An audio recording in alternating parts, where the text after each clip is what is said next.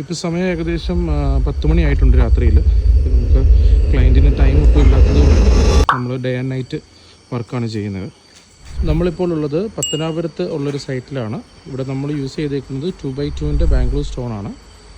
ഏകദേശം 4200 square feet 2x2 stone, ഒരു 450 square feet cobble സ്റ്റോണുമാണ് നമ്മൾ ഈ ഒരു സൈറ്റിൽ ചെയ്യുന്നത്. അതുപോലെ തന്നെ നമുക്ക് കുറച്ച് ഗാർഡൻ ഉണ്ട്. വീടിനോട് ചേർന്ന് കുറച്ച് ആർട്ടിഫിഷ്യൽ ഗ്രാസ് വരും. അതുപോലെ തന്നെ ഈ ഒരു സൈഡിലും ആർട്ടിഫിഷ്യൽ ഗ്രാസാണ്. ഇപ്പോൾ സമയം ഏകദേശം 10 മണിയായിട്ടുണ്ട് രാത്രിയിൽ. നമുക്ക് ക്ലയൻറ്റിന് ടൈം ഒട്ടും ഇല്ലാത്തത് കൊണ്ട് നമ്മൾ ഡേ ആൻഡ് നൈറ്റ് വർക്കാണ് ചെയ്യുന്നത്.